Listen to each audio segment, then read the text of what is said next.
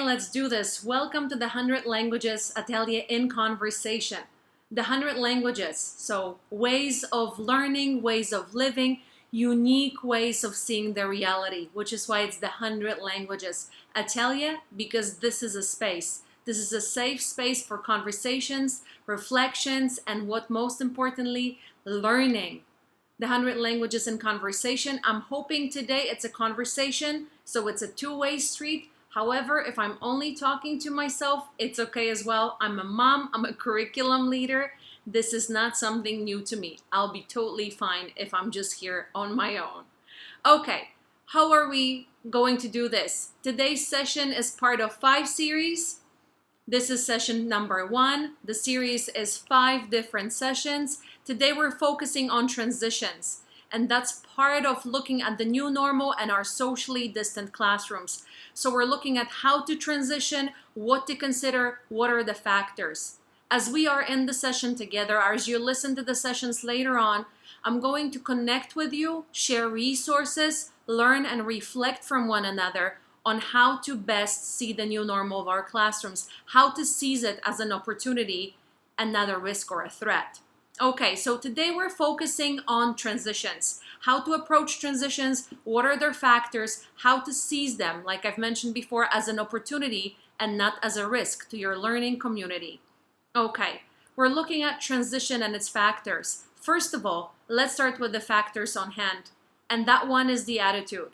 The first factor is you and your choice. The attitude, if not positive, will not really help you that much. So we're approaching every transition, every process of change, looking at psychology of change with a positive go-getter attitude. If you don't appreciate a challenge, you're going to have to at least support it. But it's really important that your mindset is growth one, and you're open and you're seeking this and you're looking for new challenges and new opportunities and what is about to happen in this transition into the new normal of our classrooms. So number 1, attitude. Number 2, looking at our knowledge. So what we're doing here today, we're sharing tips, we're sharing elements for reflection, we're sharing questions prompting a discussion.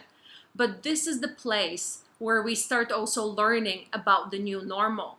And I've done my research, I've been on blogs, on Twitter, I've been reading what other colleagues are posting on Facebook, how they're reopening their classrooms in China, back at home in Europe, and what is it that they're learning from it. I'm doing my homework as my community is about to reopen in August 2020. In weeks time, we were planning to reopen. However, we've just decided yesterday that with the MCO here in Malaysia, we're going to stay closed till the end of the school year.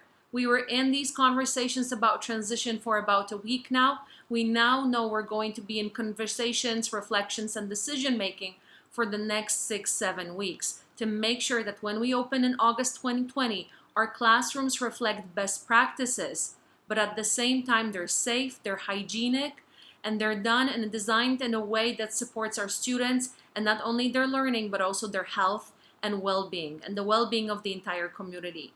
So number 2 was, as I've mentioned, knowledge, coming from the place of learning, of knowing, of doing your homework, knowing what this transition and change will entail. Next, it's collaboration and communication, which is why we're in conversation today, because we're coming together to discuss what this may look like, what this will look like in your context, what this will look like for your community. So attitude, always positive. Knowledge, doing your homework and seeing what other colleagues are doing. And now collaborating with your own community and communicating with the key stakeholders, parents, teachers, students, other pedagogical leaders in your community to make sure we are all on the same page about what this transition coming back into the school will look like for your community in your unique context. Last, but definitely not least importantly, is the new timeline and the new routine. As you decide on the transition, let your community know. Do not keep your teachers, do not keep your parents and students in the dark. The earlier they can join the conversation, the better. Their voice is extremely important because they're the ones providing you the buy-in for how they're going to act in the new classroom, how they're going to act on the new schedule, how they're going to support this entirely new model. And as I've mentioned, last but definitely not least important, the new emerging schedule.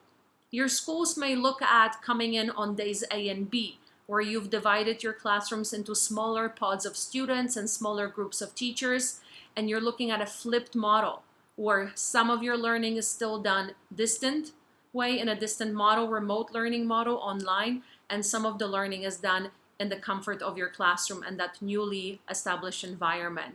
Some schools may be keeping some of their grade levels online while allowing other children to come into school and then flipping that on monthly basis. There are different models that are currently being explored.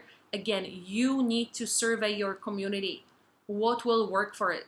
What will work for the parents in your community? Are they working from home? Will they continue to work from home? Are they going back to their workplaces? Will they need their children in school? Do you need to reopen to support your little ones?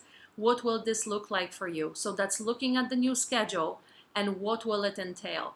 How much of a flexibility can you give to your community? So today we've only looked at transition. We've looked at our attitude, at learning about models that are other schools using. We've looked at sharing that knowledge and collaborating and communicating with our community, which is crucial. And now we're looking at deciding on timelines and the new schedules. This is part one. This is just transition, and those are the 5 factors for having a smooth transition. Next time, in our conversation number 2, we'll be looking at what are the key elements of a safe learning environment that will support the new normal. How can we make sure our children, our teachers, parents, activities, and different classrooms and teaching and learning models are still providing best practice while being safe and hygienic for our students, teachers, and their health and well-being. I hope to have you join me in conversation for session number 2. I hope to see you on the channel for the 100 Languages Atelier conversations and sharing and reflecting. Stay safe and keep learning. Thank you.